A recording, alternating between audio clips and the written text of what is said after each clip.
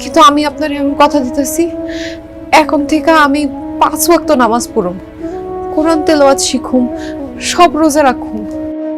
আপনি কল্পনায় আমার যেরকম চিন্তা করছেন, আমি বাস্তবে আপনার মনের মতো বউ হয়ে দেখাবো। একজন ভালো মানুষ হওয়ার চেষ্টা করুন। সত্যি কইতেছো বকুল?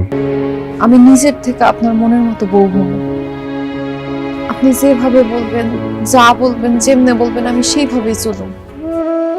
বিশ্বাস করেন, আপনি আমার বাড়িতে রাইখা আসার পরে আমি বুঝতে পারছি আপনি খুব ভালো একটা মানুষ।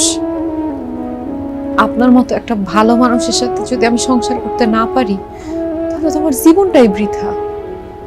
আর আপনি আমার জন্য যা যা করছেন, যা যা আমারে করতে বলছেন, সব তো আমার ভালোর জন্যই বলছেন। আমি তখন বুঝতে না পারলেও আপনি চলে আসার পরে বুঝতে পারছি।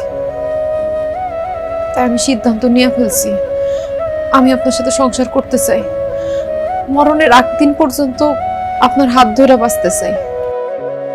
আগে যা হয়েছে হয়েছে, কিন্তু আমি আপনার এমন কথা দিতেছি, এখন থেকে আমি 5 ওয়াক্ত নামাজ পড়ুম, কোরআন তেলাওয়াত শিখুম, সব রোজা রাখুম। আপনি কল্পনায় আমার যেরকম চিন্তা করছেন, আমি বাস্তবে আপনার মনের মতো বউ হয়ে দেখাবো। একজন ভালো মানুষ হওয়ার চেষ্টা করুন।